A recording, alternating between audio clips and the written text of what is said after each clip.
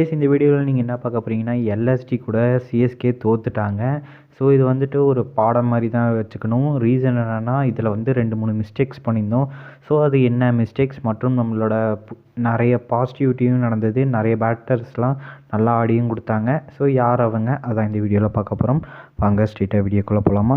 First எடுத்தனே Ajinkya ரஹானேயோட செம்ம நாக்கு. ஓப்பனிங்கில் இப்போ வந்து புதுசாக கான்ட்ரிபியூட் பண்ண ஆரம்பிச்சிட்டாங்க. ருத்ராஜ் ஒன் டவுன் பண்ணி ரஹானேயும் ஓப்பனிங் எடுக்கிறாங்க. ஸோ இந்த இதில் வந்துட்டு நான் ஒரு வேறு ஒரு பிளான் பண்ணலாம். ருத்துவும் ரஹானேயும் ஓப்பன் பண்ணி ஒன் டவுனில் ரச்சின் ஆட வைக்கலாம். ரீசன் என்னென்னா ரச்சின் வந்துட்டு நியூசிலாண்டுக்கும் இப்போ வந்து ரீசெண்டாக ஒன் டவுனில் தான் ஆட ஆரம்பிச்சிருக்காரு. ஸோ அந்த ஆப்ஷன்லாம் நம்ம ட்ரை பண்ணியும் பார்க்கலாம். ஸோ ஒரு நல்ல ஆப்ஷனாக இருக்கும். ஸோ அந்த மாதிரி ஆப்ஷன் ட்ரை பண்ணுறது இருந்தால் மறக்காமல் கமெண்ட் பண்ணுங்கள். ஸோ மொயின் அலி செம்ம ஓரளவுக்கு நல்லா நாக் ஆடி இருந்தார்.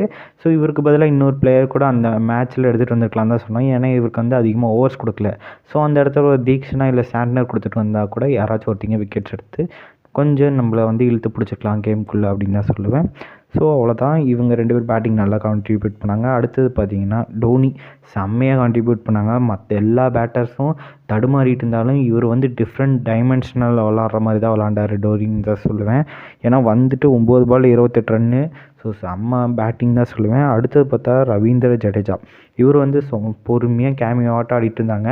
ஸோ இன்னும் நம்மளுக்கு வந்து ஏன் இந்த மேட்ச்சில் தோற்றோன்னா டூபே வந்து இந்த மேட்ச்சில் ஃபயர் ஆகலை. எல்லாருமே ஸ்லோ ஸ்டார்ட் பிளேயர்ஸ் தான் நம்ம டீமில் இருக்கனால.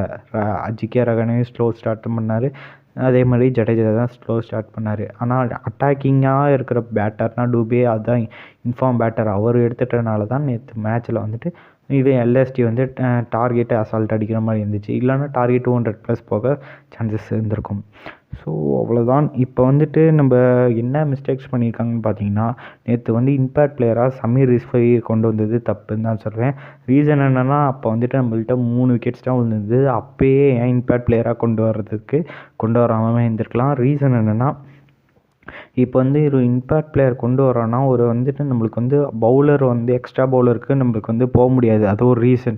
அதுக்கப்புறம் பார்த்திங்கன்னா நம்மகிட்ட பேட்டர்ஸ் நிறைய பேர் இருந்தாங்க. அதுக்கப்புறம் மொயின் அலி, டோனி, அதுக்கப்புறம் தீபக் சகர் கொஞ்சம் பேட்டிங் ஆடுவாங்க. ஸோ இது மாதிரி நிறைய பேர் இருந்தும் இதனால் ரிஸ்வியை கொண்டு வந்தாங்க. இது ஒரு பெரிய மிஸ்டேக் தான் சொல்லுவேன். ஸோ செகண்ட் இன்னிங்ஸில் இப்போ வந்து நம்ம சாக்குட்டை ஒரு இம்பேக்ட் பிளேயர் எடுத்துகிட்டு வந்தாங்கன்னா எல்எஸ்டியோட எல்லா டாப் ஆர்டர் ஃபுல் பேட்டர்ஸ்க்கும் ஷாக்குட்டாருக்கும் நல்ல ஒரு ஹெட் காம்படிஷன் இருந்தது கைஸ்.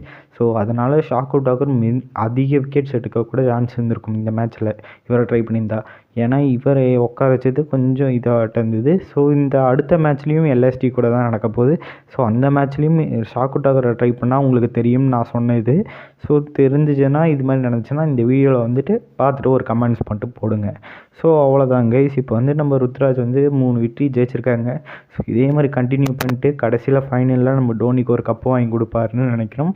ஸோ அதோட நான் வீடியோ முடிக்கிறேன். ஸோ இந்த வீடியோ பிடிச்சா உங்கள் ஃப்ரெண்ட்ஸ் அண்ட் ஃபேமிலிக்கு ஷேர் பண்ணுங்கள்.